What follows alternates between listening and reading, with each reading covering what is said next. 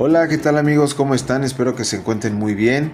En el video de hoy les voy a enseñar cómo colocar un piso con forma de tablón antiderrapante cerámico en una superficie exterior, por lo que les sugiero que vean completo el video.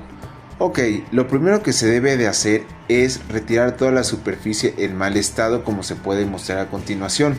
Todo esto con la ayuda de un martillo y un cincel.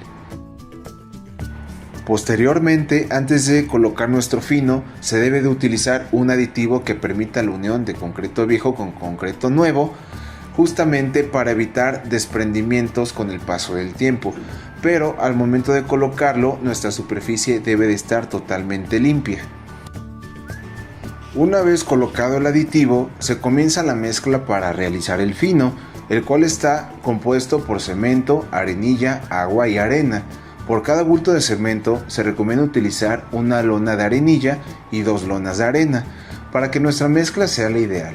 Aproximadamente por cada bulto de cemento nuestra mezcla rinde 2 metros cuadrados, pero esto puede variar dependiendo del desnivel del fino. Además, la función de este es generar un ligero desnivel para evitar que el agua se empose y que tenga un buen escurrimiento hacia las bajantes. Después de dejar secar el fino durante un día, se empieza a colocar el pegazulejo, el cual un bulto de 20 kilogramos puede rendir de 1.80 a 2.20 metros cuadrados. Y es muy importante utilizar la llana dentana, la cual nos va a permitir rayar el pegazulejo en sentido vertical y horizontal, evitando que este guarde aire para que tenga una buena adición con la loseta cerámica. De esta manera se continúa colocando el piso. Es importante recalcar que un espacio entre cada piso debe ser de 2 milímetros, por lo que se deben de utilizar separadores de esa medida, precisamente para que las juntas no sean muy amplias y que con el paso del tiempo ocurran problemas de humedad o de filtraciones.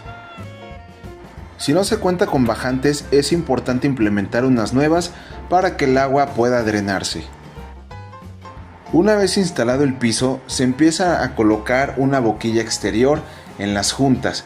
Precisamente una boquilla de este tipo es muy importante porque resisten mucho a la intemperie, por lo que es 100% recomendable.